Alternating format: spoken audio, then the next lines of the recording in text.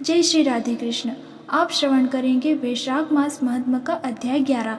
इस अध्याय में धर्म वर्ण की कथा, कली की अवस्था का वर्णन, धर्म वर्ण और पितरों का संवाद एवं वैशाख मास की अमावस्या की श्रेष्ठता के बारे में जानेंगे।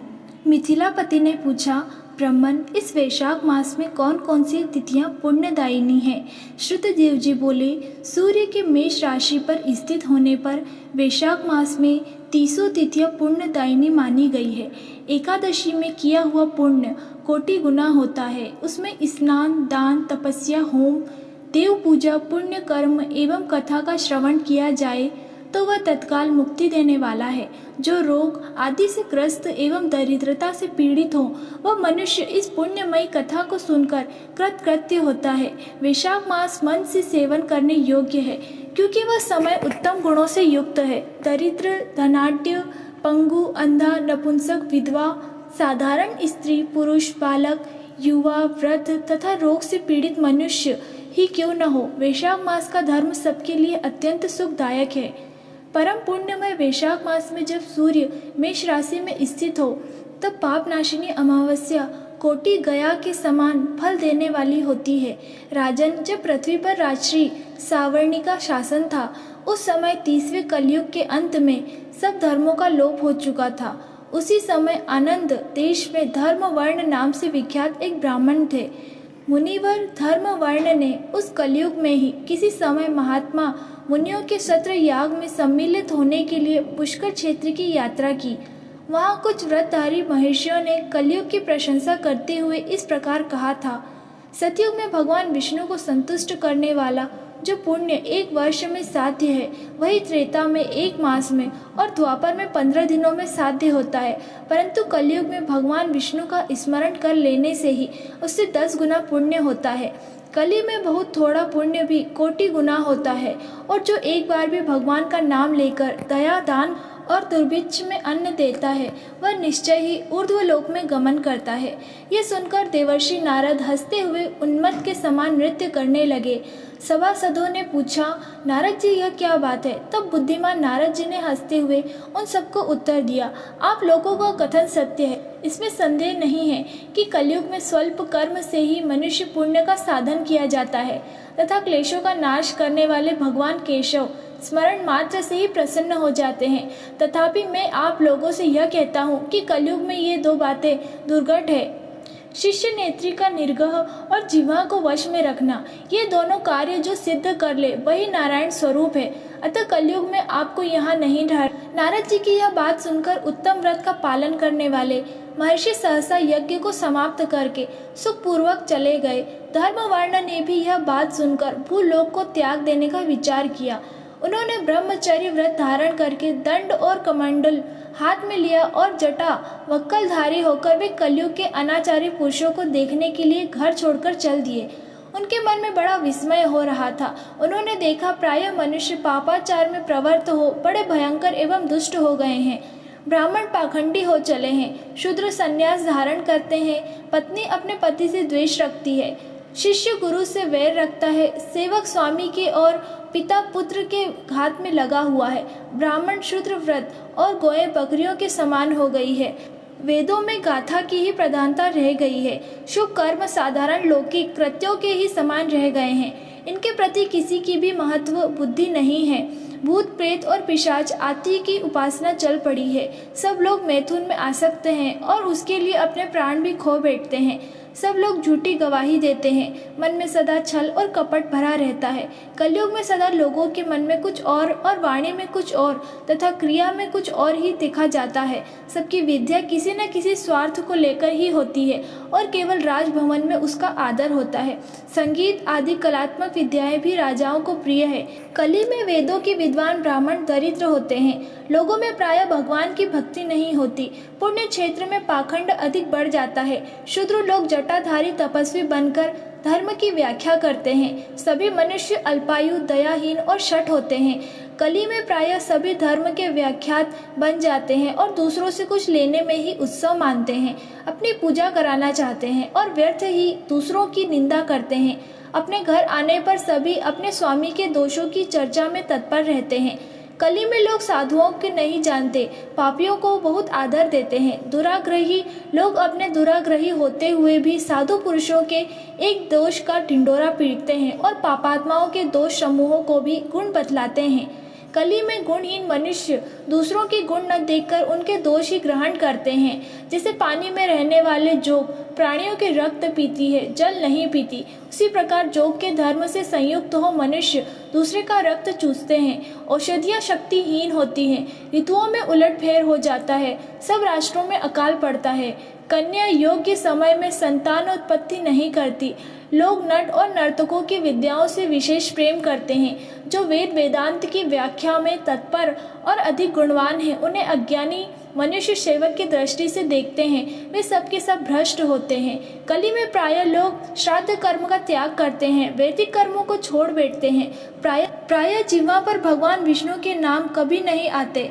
लोग श्रृंगार रस में आनंद का अनुभव करते हैं और उसी के गीत गाते हैं। कलयुग के मनुष्यों में कभी भगवान विष्णु की सेवा देखी जाती है, न शास्त्रीय चर्चा होती है, न कहीं यज्ञ, न कहीं दीक्षा, न विचार का लेश, न तीर्थ यात्रा और न दान धर्म होते हैं। यह कितने आश्चर्य की बात है। उन सबको देखकर धर्म वर्ण को बड़ा भय लगा। पाप से कुल की हानि होती देख अत्यंत आश्चर्य से चकित हो वे दूसरे द्वीप में चले गए। सब द्वीपों और लोकों में विचरते हुए विद्वान धर्म वर्ण किसी समय कौतूहलवश पितृलोक में गए।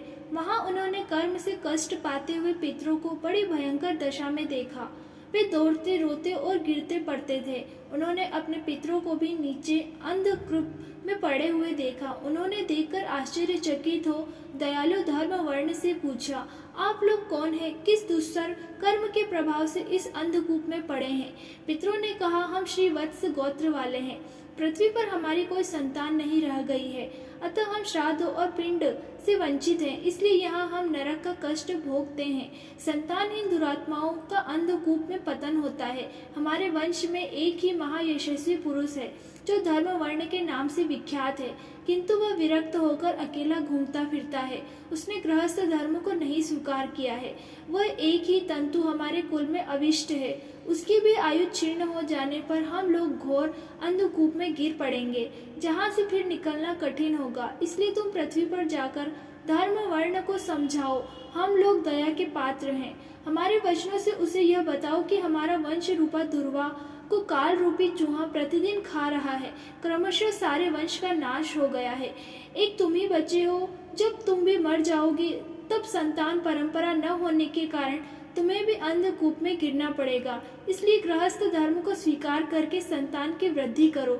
इससे हमारी और तुम्हारी दोनों की ऊर्ध्व गति होगी। यदि एक भी पुत्र वैशाख मास अथवा कार्तिक मास में हमारे उद्देश्य से स्नान, श्राद्ध और दान करेगा तो उससे हम लोगों की ऊर्ध्व गति होगी और नरक से उद्धार हो जाएगा। यदि एक भी पुत्र भगवान विष्णु का भक्त हो जाए, एक भी एकादशी का व्रत रखने लगे, अथवा यदि एक भी भगवान विष्णु की पाप नाशक कथा श्रवण करे तो उसकी 100 बीती हुई पीढ़ियों का तथा 100 भावी पीढ़ियों का उद्धार होता है। वे पीढ़ियां पाप से आवृत होने पर भी नरक का दर्शन नहीं करती। दया और धर्म से रहित उन सब बहुत से पुत्रों के जन्म से क्या लाभ जो कुल में उत्पन्न होकर सर्वव्यापी भगवान नारायण की पूजा नहीं करते। इस प्रकार प्रिय वचनों द्वारा धर्म वर्ण को समझाकर तुम उसे विरक्त पूर्ण ब्रह्मचर्य आश्रम से गृहस्थ आश्रम में प्रवेश करने की सलाह दो। पितरों की यह बात सुनकर धर्म वर्ण अत्यंत विस्मित हुआ और हाथ जोड़कर बोला, मैं ही धर्म वर्ण नाम से विख्यात आपके वंश का दुराग्रही बालक हूँ। यज्ञ में महात्मा नारद जी का यह वचन है कि कलयुग में प्रायः कोई भी रसनेन्द्रिय सुनकर और शिष्नेन्द्रिय को दृढ़ता पूर्वक संयम में नहीं रखता। मैं दुर्जनों की संगति से भयभीत हो अब एक दूसरे द्वीपों में घूमता हूँ। इस कलयुग के 3 चरण बीत गए। अंतिम चरण में भी 3.5 भाग व्यतीत हो चुके हैं। मेरा जन्म व्यर्थ बीता है, क्योंकि जिस कुल में मैंने जन्म लिया उसमें माता पिता के ऋण को भी मैंने नहीं चुकाया। पृथ्वी के भारभूत उस शत्रुतुल्य पुत्र के उत्पन्न होने से क्या लाभ जो पैदा होकर भगवान विष्णु और देवताओं तथा पितरों की पूजा न करे। मैं आप लोगों की आज्ञा का पालन करूंगा। बतलाइए पृथ्वी पर किस प्रकार मुझे कलयुग से और संसार से भी बाधा प्राप्त नहीं होगी। धर्म वर्ण की बात सुनकर पितरों के मन को कुछ आश्वासन मिला। वे बोले, बेटा तुम गृहस्थ आश्रम स्वीकार करके संतानोत्पत्ति के द्वारा हमारा उद्धार करो। जो भगवान विष्णु की कथा में अनुरक्त होते, निरंतर श्री हरि का स्मरण करते और सदाचार के पालन में तत्पर रहते हैं, उन्हें कलयुग बाधा नहीं पहुंचाता। मानव जिसके घर में शालिग्राम शिला अथवा महाभारत की पुस्तक हो, उसे भी कलयुग बाधा नहीं दे सकता। जो वैशाख मास में धर्मों का पालन करता, माघ स्नान में तत्पर होता है और कार्तिक में द्वीप देता है, उसे भी कलयुग की बाधा प्राप्त नहीं होती। जो प्रतिदिन महात्मा भगवान विष्णु की पापनाशक एवं मोक्षदायिनी दिव्य कथा सुनता है, जिसके घर में बलि वैश्व देव होते हैं, शुभ कारिणी तुलसी स्थित होती है तथा जिसके आंगन में उत्तम गौ रहती है, उसे भी कलयुग बाधा पाप नहीं देता। अतः इस पापात्मक युग में भी तुम्हें कोई भय नहीं है। बेटा शीघ्र पृथ्वी पर जाओ। इस समय वैशाख मास चल रहा है। ये सबका उपकार करने वाला मास है। सूर्य के मेष राशि में स्थित होने पर 30 तिथियां पुण्यदायिनी मानी गई है। एक एक तिथि में किया हुआ पुण्य कोटि कोटि गुना अधिक होता है। उनमें भी जो वैशाख मास की अमावस्या तिथि है, वो मनुष्य को मोक्ष देने वाली है, देवताओं और पितरों को बहुत प्रिय है, शीघ्र ही मोक्ष की प्राप्ति कराने वाली है। जो उस दिन पितरों के उद्देश्य से श्राद्ध करते हैं और जल से भरा हुआ घड़ा एवं पिंड देते हैं, उन्हें अक्षय फल की प्राप्ति होती है। अतः महामते, तुम शीघ्र जाओ और जब अमावस्या हो तब कुंभ सहित श्राद्ध एवं पिंड दान करो। सबका उपकार करने के लिए गृहस्थ आश्रम का आश्रय लो। धर्म अर्थ काम से संतुष्ट हो, उत्तम संतान पाकर फिर मुनि वृत्ति से रहते हुए सुख पूर्वक द्वीप द्वीपांतर में विचरण करो। पितरों के इस प्रकार आदेश देने पर धर्म वर्ण मुनि शीघ्रता पूर्वक भूलोक में गए। वहां मेष राशि में सूर्य के स्थित रहते हुए वैशाख मास में प्रातः स्नान करके देवताओं, ऋषियों तथा पितरों का तर्पण किया। फिर कुंभ दान सहित पाप विनाशक श्राद्ध करके पितरों के पुनरावृत्ति रहित मुक्ति प्रदान की। तत्पश्चात उन्होंने स्वयं विवाह करके उत्तम संतान को जन्म दिया और लोक में उस पाप नाशिनी अमावस्या तिथि को प्रसिद्ध किया। तदंतर वे भक्ति पूर्वक भगवान की आराधना करने के लिए हर्ष के साथ गंधमादन पर्वत पर चले गए। इसलिए वैशाख मास में यह अमावस्या तिथि परम पवित्र मानी गई है। यहाँ पर वैशाख मास का अध्याय 11 समाप्त होता है।